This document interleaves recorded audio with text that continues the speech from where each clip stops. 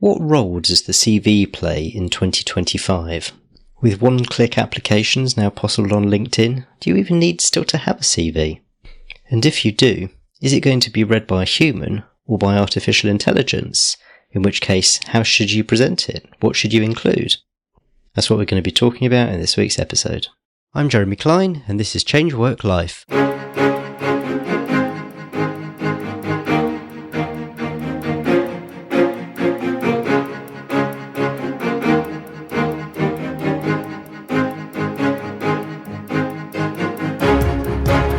Hello and welcome to Change Work Life, the podcast where we're all about beating the Sunday evening blues and enjoying Mondays again. I'm a career coach. You can find out more about that at changeworklife.com/coaching. And in each episode, my guests and I bring you tips, strategies and stories to help you enjoy a more satisfying and fulfilling working life. What role does the CV play in 2025? In a world of LinkedIn, Easy Apply, automation and AI, how important is your CV when it comes to looking for a new position? To answer this question and more, I'm joined this week by Graeme Jordan. Graeme is a job application, CV and interview consultant who has helped people across 6 continents to understand and communicate their value so they can succeed in the jobs market. Graeme, welcome to the show. Thank you very much for having me. So let's dive straight in with a fairly broad question. What role does the CV play in 2025? Yeah, interesting. The CV will continue to play a role as long as employers keep asking for it. It's something you have to accept as soon as you start applying for jobs. It's the employer that's in control. And you may or may not like that, but ultimately they have the power to offer you a job and contract that's going to offer you ongoing payment in return for your work, and they'll only do that if they think that you're the right person. So yeah, whatever method they choose within reason is the method that you have to get on board with. So yeah, still the vast majority of private sector employers ask for CVs. Some public sector employers as well, which people don't realise. I mean, there are application forms as well, mostly online now. But you know, I've helped teachers get jobs by applying with a CV, and various other public sector, government departments, people applying to work in those. So the CV is still very much alive and very much important. And as we'll probably discuss, even with modern approaches like networking, you will get asked for a CV at some point because it's a summary of your background, and your background will always be relevant to, your working background, that is, it'll always be relevant to the selection decision. Let's talk about networking for a minute, because there's a lot said about the hidden job market and the role of networking versus advertised jobs. I forget the stat, but it was something ridiculous, like only 20% of jobs are actually advertised and the rest are filled through networking or something like that. You might be able to correct me on that. But where does the CV fit in that kind of landscape? It's funny, isn't it? Because apparently 87% of statistics are made up. I saw a statistic this weekend on someone's t-shirt. It said something like 3 out of every 4 people make up 75% of the population. I loved that one. Brilliant. Yeah, brilliant. I mean, how could you possibly measure the number of jobs that are hidden? The word hidden gives you a clue, doesn't it? Look, there are some jobs that aren't advertised. I've got no idea what the proportion is for that reason that they are hidden. Now, I can tell you that in my career, I did once get 3 jobs in a row that weren't advertised, right? So this definitely works. It definitely is a thing. But that's not to say that applying for jobs that are advertised is a waste of time. If an employer's advertising a job, it's usually because they want to recruit someone. And people are very cynical about that at the moment, but it's a very small proportion of jobs advertised that aren't real. Yes, sometimes it's recruiters looking for just new candidates that they can then try to find roles for elsewhere. Sometimes they are scams, but that should be quite clear. So barring all of that stuff, when an employer advertises a job, it's because they want to recruit someone. So yes, you can use the so-called hidden jobs market. You can apply speculatively. You can, if you've got a target employer, you can literally just contact them and say, I'd love to work for you for these reasons. These are the things I've done in the past. This is why I think I'd be a great fit. Do you have any roles in ABC kind of area? And it does have to be as specific as that. I can't be, got any jobs? And I did used to work in recruitment, and you did used to get people walking in the door saying, I'll do anything if you got any jobs. And as much as that might be what you want, really you've got to communicate to someone why you're interested in that role, because people who are interested and motivated are usually going to do a better job. So you've got to do that, and you've got to tell them why to choose you. So my advice, use the hidden jobs market as much as you can, do your networking, but ultimately you've got to keep an eye on things that are being advertised as well, because why would you differentiate between the source of the opportunity? It's either the right opportunity for you or it's not. And in terms of the CV, even if you're doing it through the hidden jobs market, I guess you can still expect the question. Someone will say, okay, lovely chatting with you. Why don't you send over your CV? Exactly. And that is exactly what they say. So you're not getting around the process. You're not getting around the need to have a great CV. It's just ultimately, it's going to be there. And in whatever format it is, you are going to have to convince someone to choose you instead of choosing other people. And that's just an absolute fact of the matter that isn't going to change. So before we look at the CV itself, let's spend a little bit of time talking about what actually happens to the CV. So kind of when it goes, when it leaves your desk, or once you've hit send. So, I mean, what happens to a CV once you have submitted it to an employer? Well, somebody evaluates it, and there are various ways of doing that, and they decide whether to shortlist you for interview or not. In terms of what they're evaluating it against, the only fair and reasonable way to evaluate any job application is against the person spec. They should have told you what that is in advance. You should have known that when you applied, and it is whether it's a one-page document or a few adjectives in the advert, or whether it's something even more detailed, a table with, bits that are essential and bits that are desirable. One way or another, you're going to know what they're looking for. So they're going to evaluate you against that. Now, there might be other stuff that's implied, like they're particularly interested in one thing or the other, but ultimately, and we can talk about the quality of job adverts, the quality of job descriptions and person specifications. Let's be honest, they're not very good, most of them. So you might have to do some reading between the lines and some inferring of what the real criteria are, especially if the wrong person has written the person specification, which sometimes might be the case, or they've just reused an old one or whatever it is. But ultimately, a set of criteria exists, and somebody is judging you against that, but also against the other people who've applied. So you've got this other unknown thing that you can't control, which is who else has applied and how good are they, meaning how good is their application, really, because how brilliant you are at the job and how good your application is are very different things, and I don't see a correlation between them. I never have seen a correlation between them, which is why I do what I do. But they're assessing about that.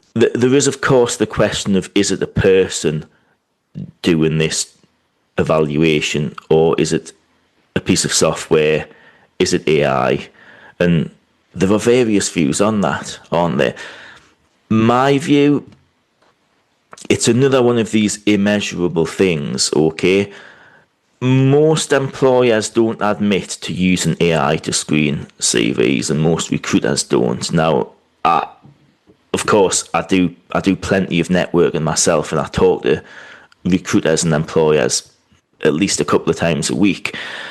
And from what I'm told, there are some who use AI to screen CVs.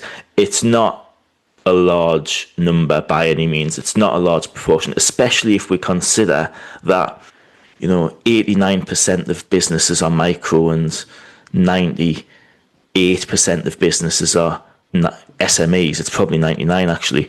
So most businesses don't even have an ATS system, never mind user to screen candidates.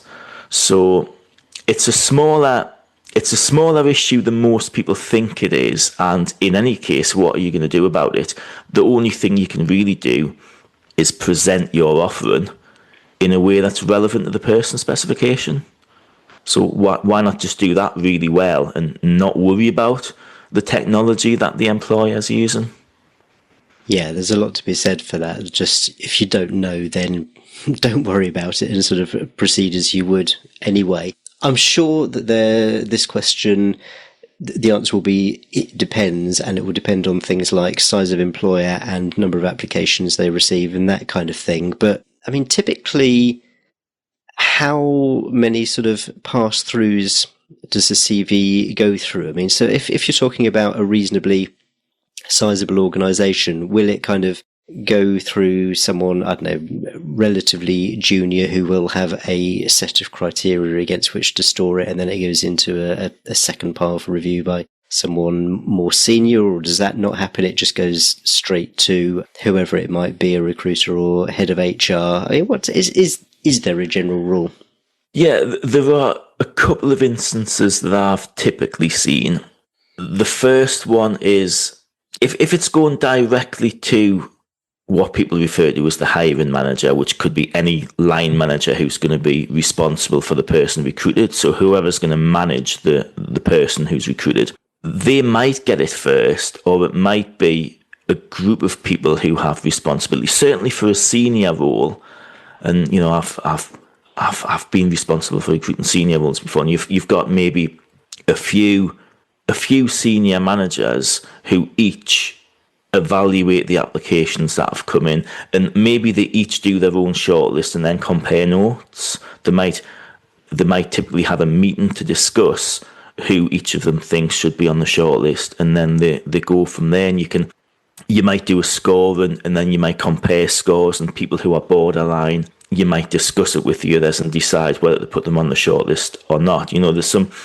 There's some competent practice going on there, and obviously you're scoring them, as I said before, against the person's spec. So that might be something that happens that goes directly to the person who's going to manage the role, or a group of people, a group of leaders if it's a senior role. The other scenario is if HR are involved, and yes, you might have an HR person who's a professional in HR. They're not necessarily a specialist in the role that they're recruiting, but you would still expect them to be competent at matching people to a person spec, bearing in mind everything I said before about it's your job to convey your value. It's your job to tell them exactly why you're a fit for the criteria that's been given and why they should choose you.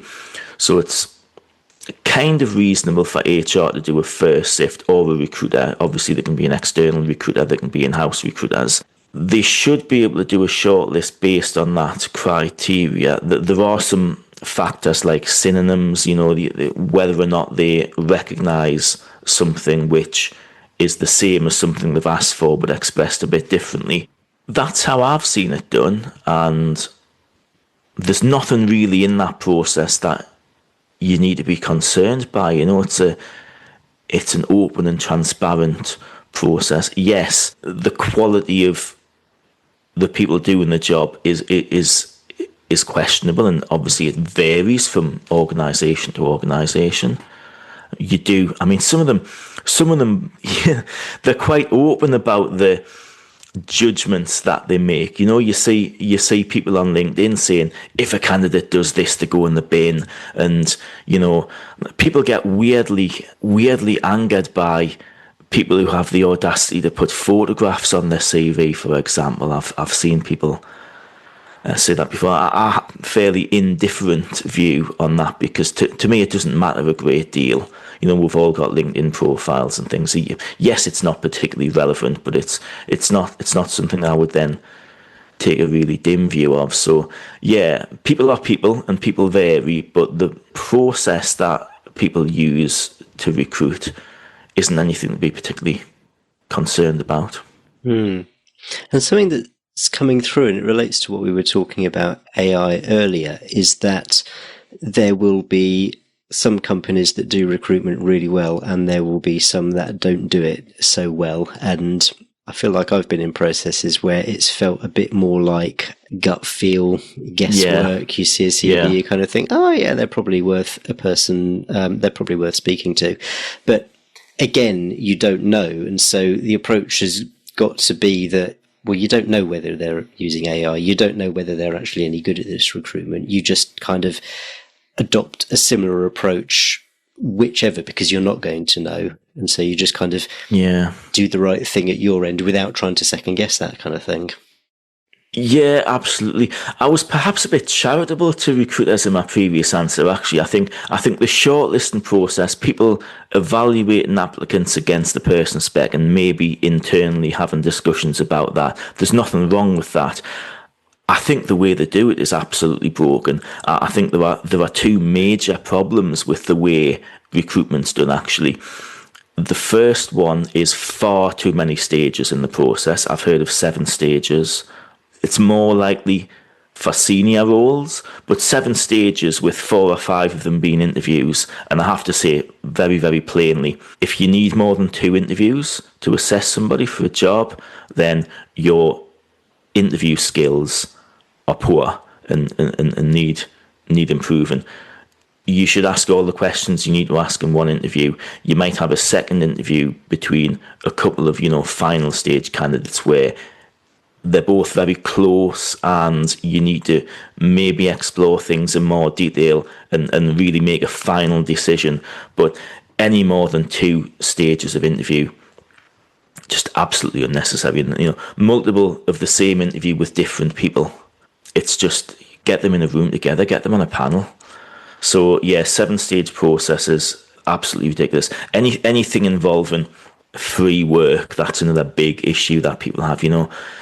Do you really need to test people? If someone's a qualified professional or a leader, do you really need to test their technical skills by giving them a task? Can you not just use their portfolio or the evidence they give of their previous work in whatever format? Do you really need to test them? Is that a bit patronising for professionals, especially senior professionals? If it's a live client brief that you're giving them, then it's just actually robbery, isn't it? Because you're asking them to work for free as part of the process, and that nobody responds well to that. Nobody who has options and isn't desperate is going to go through that process, and the people who are desperate, you shouldn't be abusing them. So too many processes, too many stages in the process, too much expected from the applicants. And the other thing is that just this judgmental nature that people have. People vastly overrate their ability to judge someone's ability, even their character, by a small amount of information they've been given during the application process. And that's just not very helpful, is it? This person's done this, therefore I know this about them. This person's got a so-called gap on the CV, therefore I know this about them. All of that stuff goes on, and all of that stuff just points towards, you can't do anything about it really as the applicant, so you've got to just do your best to overcome that. And you overcome that by not giving them any information that they can misuse, and by giving enough detail about your achievements. You mentioned earlier the applicant tracking system, ATS. Can you just give a brief overview as to what that actually is? I feel like it's something which is a bit of a sort of, something shrouded in mystery to most applicants, and whether this is the AI thing. So what actually is it? So what it is depends on who you ask. I can tell you what I believe to be the truth of the matter, which is easily verifiable. It's basically a CRM system for job applicants. So recruiters and employers use it as a database of applicants.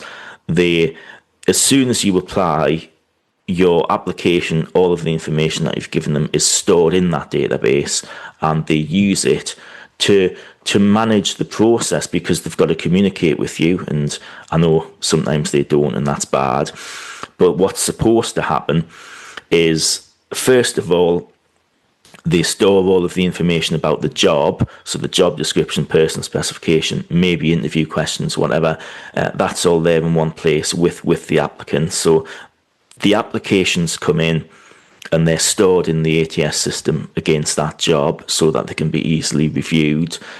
And all of the communication happens after that. So they invite people for interview who've been shortlisted, and they do this thing that they call rejection. So you can send your rejection emails via the ATS. Obviously, I'm going to object to that word. You're not really rejecting anyone. You don't know enough about them to reject them. It's such a negative way of looking at it, isn't it? What they're doing is they're deciding to shortlist other people based purely on the information provided. You're not actually judging the people at all. You're just judging their application in reference to this particular job. Someone might be absolutely fantastic at something, but it's just not the ideal match for the job you've got. So yeah, that's what it does. There is obviously an alternative view of what an ATS is, which is this software system that scans your CV looking for keywords, and only if you've effectively keyword stuffed your CV will it then get passed through the filter to reach the humans. And people actually talk about ATS optimizing your CV, and they can do that for you. And the purpose is to get past it as if it's some kind of test. I just disagree with all of that. I think that's entirely fabricated. It is a myth. And have you noticed who the people are who are telling you that ATS systems scan your CV looking for keywords and you need to ATS optimize your CV? It's always the people who are selling you a solution to that problem, isn't it? Honestly, it's an absolute load of garbage, the whole thing. It's just a database, and you need to absolutely not worry about ATS systems at all. It's just, if you're a job applicant, it's not your job to worry about what technology the recruiter uses. It's your job to tell them why they should choose you. I really liked what you said there earlier about when your quotes are rejected. They're not rejecting you. They are kind of saying that on the basis of the information they have received from multiple candidates, and that is relatively scant information, they are deciding not to proceed with you. And I think that's quite an important mindset shift. And I think that probably means that we need to go on to talk about how you can better your chances. And having set up a bit of the background, talk about the CV itself. There's a lot of background noise. I mean, you've just mentioned about, ATS optimizing. Straight and dirty, keeping it simple. What are your top 3 rules for writing your CV? Know yourself, know the criteria, and give more detail. They're the top 3. So it needs self-reflection. You need to know why you're suitable for the role in order to communicate that. And you need to give more detail than you're currently given. Most people come to me saying, Graeme, my CV's too waffly. I need to cut it down. Can you help me condense this, please? And in every single case, my answer to them is you actually need more detail, not less. There'll be huge swathes of what they've currently got that can just be cut out entirely, especially the key skills list. So there'll be stuff that can cut out completely, and then what they actually need is much more detail on the stuff that matters. And knowing the criteria was the middle one, because unless it's relevant to the criteria, it's not going to need to be said. I hate the word relevance, by the way, because a lot of the stuff you've done can be relevant depending on how you communicate it and which bits that you say. Because obviously we've all done lots of stuff in our lives. We've all done far more than can be conveyed on 2 pages, for example, 3 pages maybe. And so you do have to pick the highlights, and you can make it applicable to the role if you write it correctly. Just picking up on the first criteria, the knowing yourself, I guess this is an opportunity for people, rather than spray and pray and applying for hundreds of different jobs, they can use this as their own filter and really look at a job try and get out of a desperation lens, which I know can be difficult, but look at the spec and think, is this job actually for me? Does this look like something, A, that I'm qualified for, and B, that I would actually enjoy? Absolutely, because why do it to yourself? Why apply for a job that you're half qualified for, that you're probably going to get either ghosted or a reply saying you're not shortlisted, and that doesn't do anything for your confidence? Why not just apply for a small number of the right roles, learn how to put the right information in that's going to give you a really good chance of getting shortlisted? Yeah, save your time for that. When it comes to criteria, presumably that is going to be based almost entirely, if not entirely, on the job description, or are there any other sources which will help you to figure out what the criteria are that you should be looking to match in your application? Yeah, people always say match it to the job description. If it's well written and if they've done it in detail, there'll be a specific section within the job description that's either labelled person specification or it's labelled something similar, like what we are looking for or you will be, and they should really set out clearly what the criteria are that they're going to measure you against. And yeah, what I say to people, because let's be honest, most job descriptions are very long, very repetitive, and absolutely stuffed full of jargon and not very helpful stuff quite often. So I tend to say, right, skip to the person spec straight away, make a one-page list, and it's always possible to get it on one page, of what the criteria are, missing out the duplication and putting it in words that you understand. Then you've got the criteria that you're writing about in your application. Maybe then go back to the job description and read that in full, just in case they've mentioned something in there which is additional. And then you've got everything that they need to recruit you against. Because, yeah, you can get lost in a 6 or 7 page job description full of waffle, and you've got to pick out the most important thing. I would maybe identify what the main purpose of the role is as well. Sometimes they tell you that, the main purpose of the role is to, grow the business by engaging with clients or, manage stakeholders or deliver a service that looks like this. Well, then you've got something really important there to consider. But yeah, there shouldn't, with a professional organisation, there shouldn't be any secret criteria that aren't listed. Not saying there aren't, but you might have to read between the lines. But really, we should be able to expect that the criteria are transparently shared. You give a little bit more colour to your third rule about giving more detail. So how do you make sure that it's relevant? How do you make sure that you've cut out all the waffle? And how do you make sure that you don't have a sort of 10-page unwieldy document, which with the best will in the world probably isn't going to be read properly? Yeah, absolutely. So you need to start well. You need to use the summary to get across your main value proposition. And I always write that last, because once you've written the rest, you're then in the mindset to have, right, these are my best bits. So write the summary last. The bit where you need more detail it's usually going to be the achievements, and you should have those for each of your most recent roles. So it's things like, you should never need to say, I was responsible for project management or I was responsible for strategy development. When people write, I was responsible for strategy development for the organisation, I think, well, brilliant, but the more detail comes from, okay, what was the new strategy that you developed? What were the key aspects of it? What were you changing? How were you repositioning the organisation? What new thing were you doing? What new direction were you going in?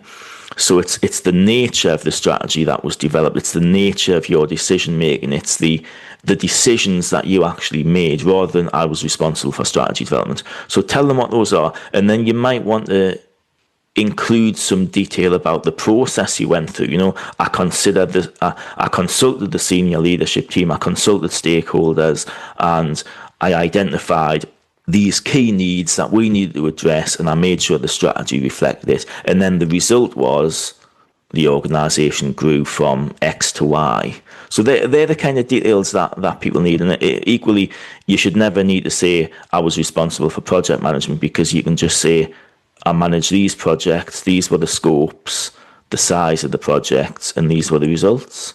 So yeah, detail of what you personally contributed to the organisation. Let's talk about tailoring the CV, which I know is another hot topic. I take a fairly hardline view, which is that every CV needs to be tailored for every job for which you're applying. Am I being too mean? No, because why would you not tailor your CV? It either matters to you or it doesn't. And I know people say things like, well, I'm doing hundreds of them, so how can I possibly tailor hundreds of CVs? I mean, there's an easy answer to that, isn't there? You can do fewer of them and just do them really well. So tailoring a CV will never not be a thing, because your CV only has one job. It'll only ever have one job, and that is to get you shortlisted. So why not do it in sufficient detail and to the right level of quality to get you shortlisted? Now, there is a kind of caveat to that, really. The situation is harder than it was a few years ago. There are more organisations ghosting applicants, and that reduces people's confidence, because they think that it's a numbers game. They think that because they're getting ghosted so often, they have to do more and more applications all the time. And of course, I can empathise with that. But part of the reason people are getting ghosted, it's partly incompetence on the organisation side. Let's be honest.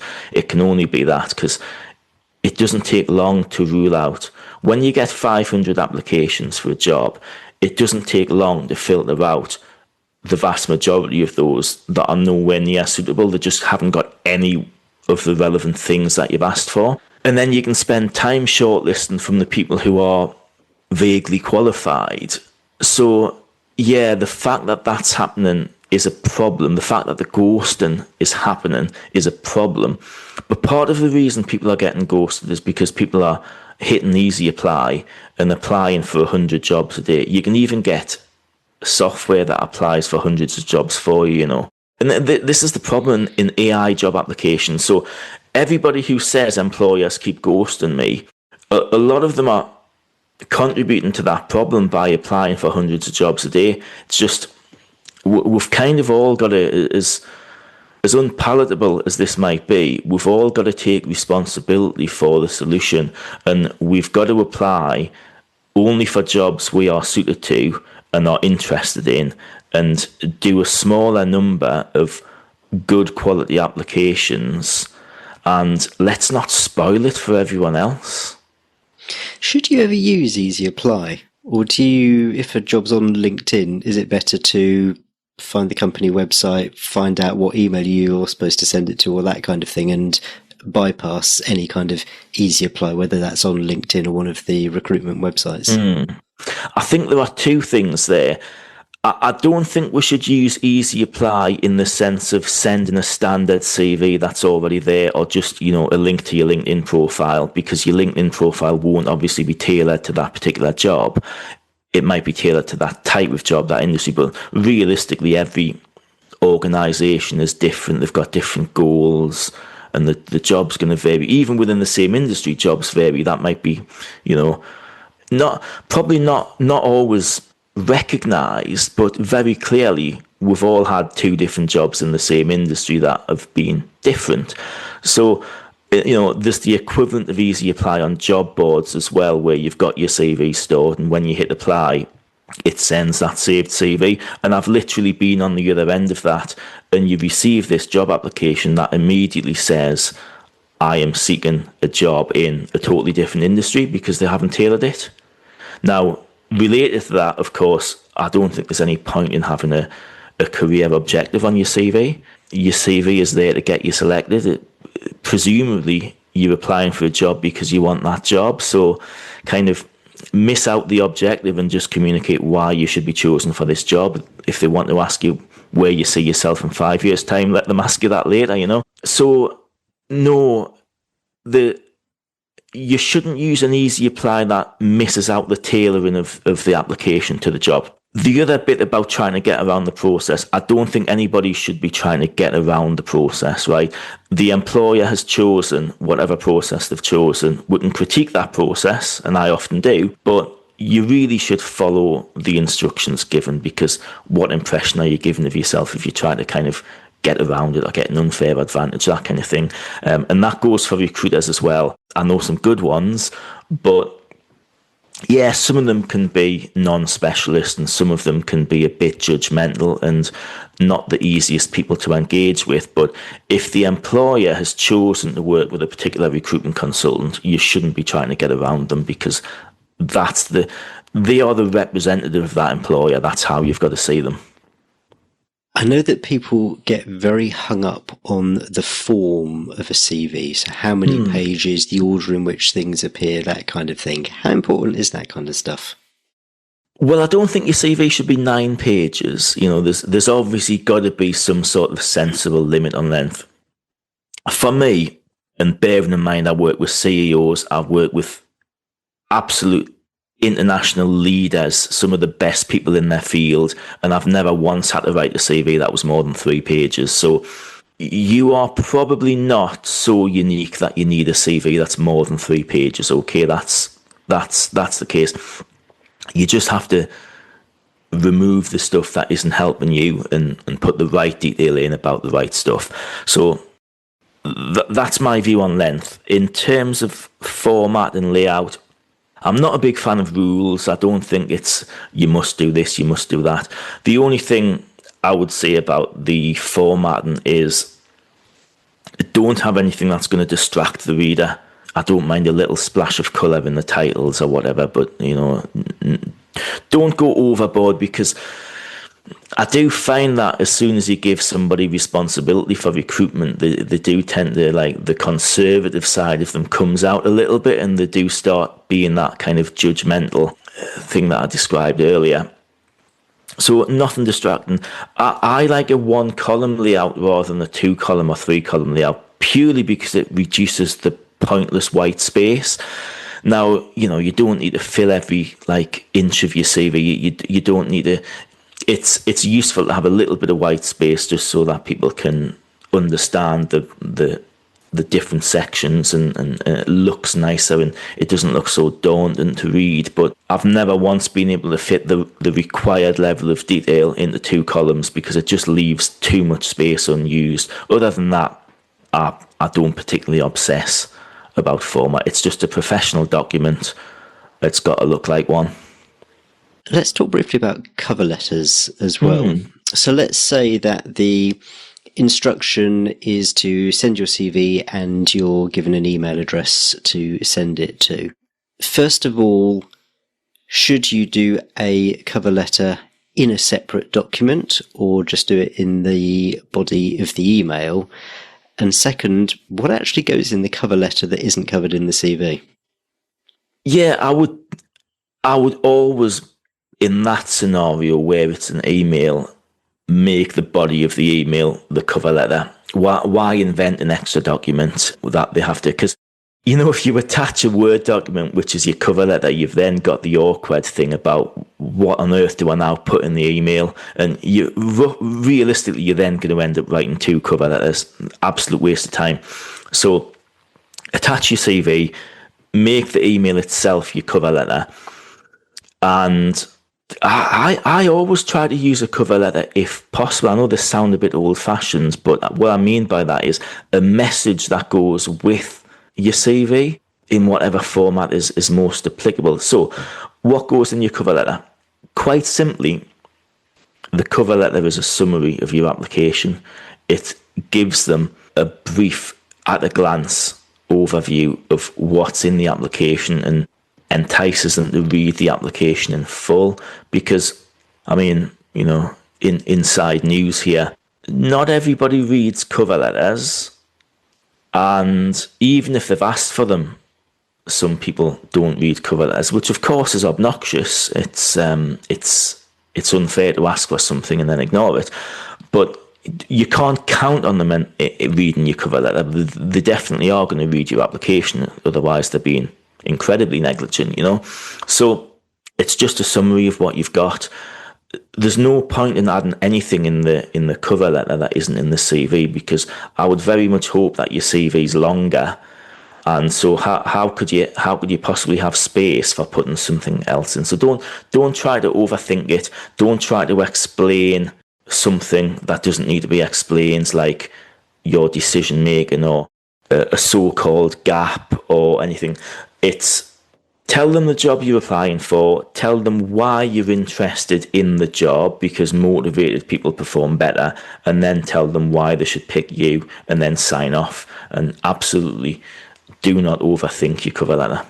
And all of that information, if they haven't asked for a cover letter, should be in the CV anyway. Absolutely. Yeah. Maybe less on the motivation stuff, because, like I said, it should be obvious from the relevance of your career history and your achievement. I mean, even if you've worked in a different industry, I do loads of career change CVs, right? So it's totally possible to change careers if you've got something useful to offer the new employer. But even if you've worked in different industries and different environments, the achievements that you are listing are going to have to be relevant and applicable to the job you're applying for. So even the motivation stuff doesn't have to go on your CV. It's obvious you're applying for that job, so you want that job, and you can do it more subtly than my career objective is, The more I've learned about it, the more parallels I see with a marketing process. So like what you've said there, the cover letter is designed to encourage people to open the CV document. The CV then document is the thing which is, its job is to get you shortlisted to the next stage. So whatever that is, an interview or whatever. With your own marketing background, what other techniques can people use which they probably don't think of if they don't think of it in terms of this is a marketing exercise, essentially a sales exercise? So what are the other things that people can think about? I would suggest the whole process is a strategic marketing issue. It's a strategic marketing. I hesitate to use the word process, but it is, because you've got to understand your personal value proposition. You've got to communicate that in enough detail. You've got to know your audience. So the audience is the recruiters, the HR people, anybody who's going to evaluate your CV, and the person you're then going to report to when you're selected for the job. You've got to know what the audience needs, which, if they've done it correctly, is listed in the person spec. And then it's not the thing people often forget. It's not just about being qualified for the job. It's being qualified for the job to a greater extent than the other applicants, of which you have no information about, So it's being unique and communicating that. So ultimately, it's going to result in a sale, which is you're offering your work, whatever that might be, to them in return for a salary or a wage or a fee or whatever it is.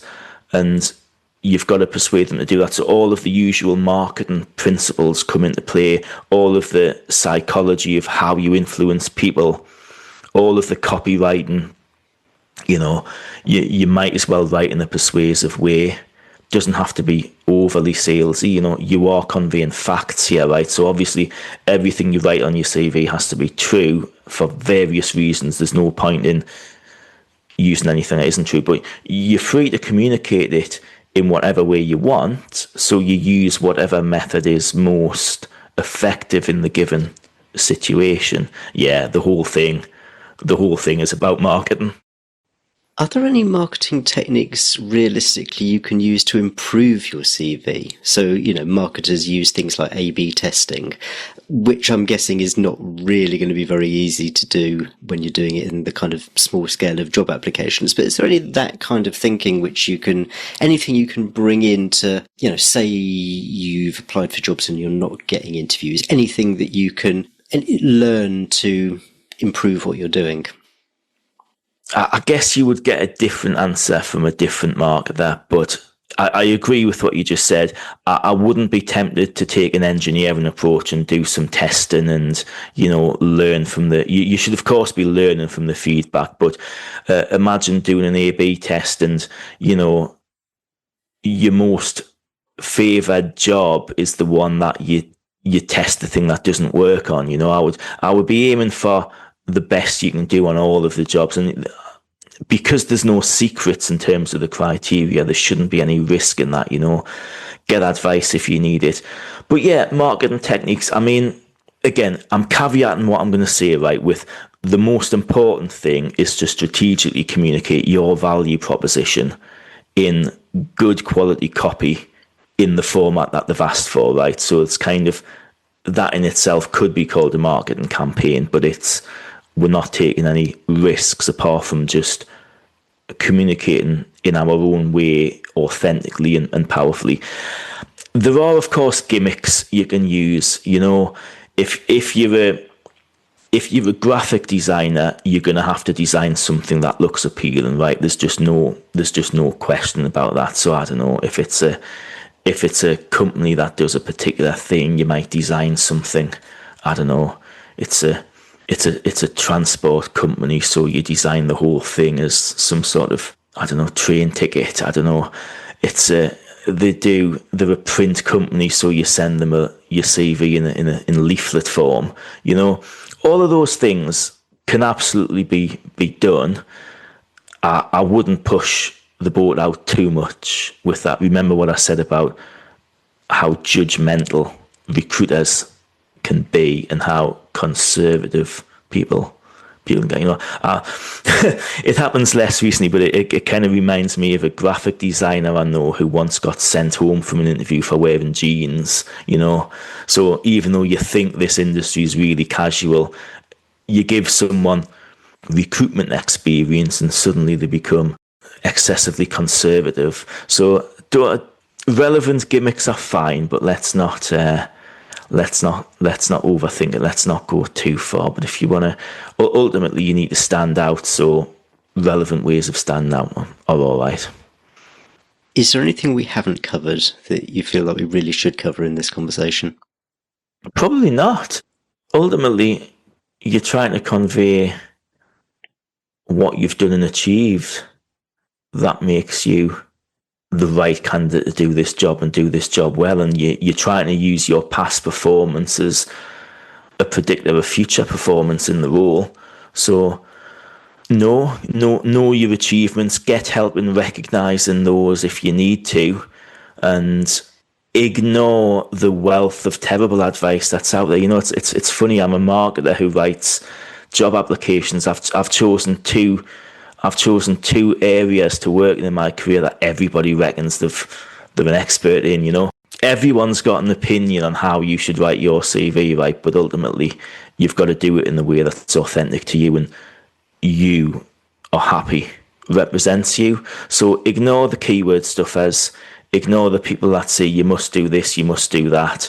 Just tell people why they should choose. It's boring, isn't it? It's really boring advice, that. Tell people why they should choose you. Tell people what you've done and achieved in the past. How dull. But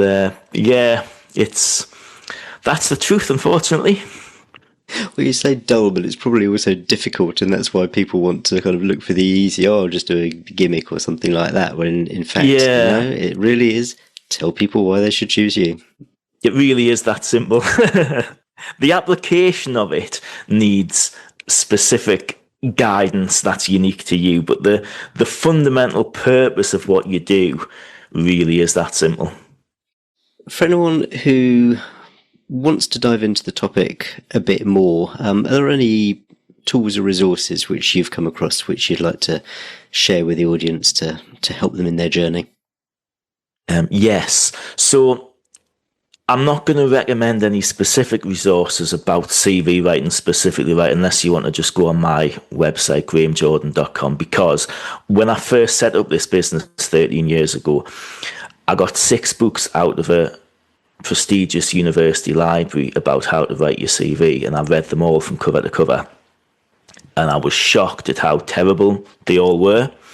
So all of the advice was far too basic, and there was some stuff in there which was specific rules and advice that I just thought was either out of date or probably just wrong in any time period, you know. So be careful about templates and rules based advice like that. But I think in terms of growing a career, I do a lot of reading about psychology and people and marketing, obviously, and I think the more you know about people and how people work, the better you're going to perform, both in the job and in terms of getting selected for it. So with psychology in mind, and with kind of the stuff I was saying before about self-awareness and knowing what you've got to offer, I do think things like personality profiling are useful, right? And it might not be scientifically valid, you know, this, I filled in these questions, therefore my personality type is A, B, or C, right? But the approach generally, which is let's understand how I personally make decisions and what's natural to me and what isn't, is totally a valid thing to do, right? So there's the book Surrounded by Idiots by Thomas Erickson, right, which is about the 4 different personality types and which one you are. And I know I'm the red one, and I know that I have to tone that down sometimes and not always be the first person to speak and all the rest of it. So I do think knowing what's natural to you in that sense, and then how to use that to your advantage, because they're all equally good. There's no like bad personality type. It's just, it's going to be different from other people. So ultimately the most important thing to learn from that is to adapt to others. So yeah, that's the recommendation I would make. Can I make one other point as well? You did ask earlier. One of the things I've seen on bad job application processes is where people misuse this type of psychometric testing or personality profiling, and I've seen it recommended by recruiters, which is absolutely shocking, where they've got 2 candidates who are broadly comparable and they use personality profiling to choose between them, and that's an absolute misuse of that system, because there's no right personality for a job.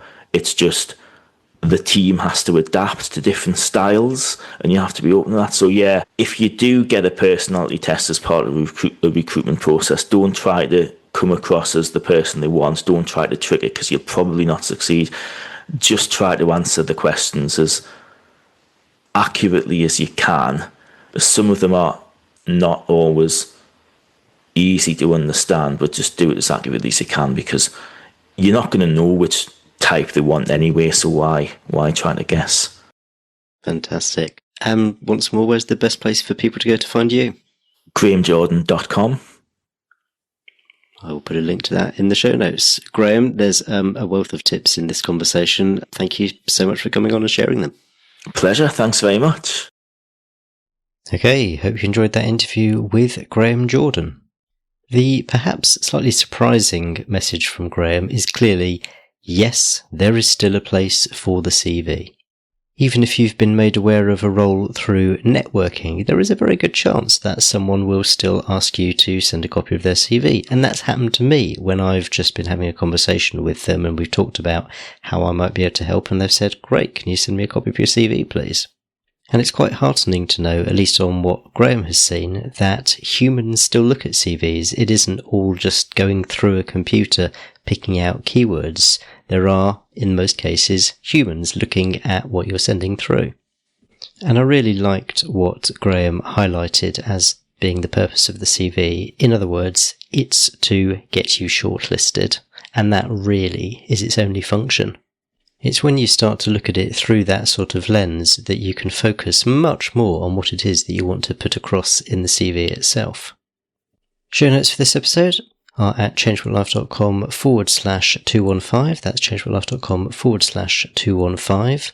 And if there's a role out there that you're thinking of applying for, but you're not sure whether it's a good fit for you, or maybe you're not sure if you've got the skills and you want to do a bit of an audit on those, well, that's all something that coaching can help with. So take a look at changewhatlife.com/coaching. That's changewhatlife.com/coaching, and see whether this might be something that I can help you with.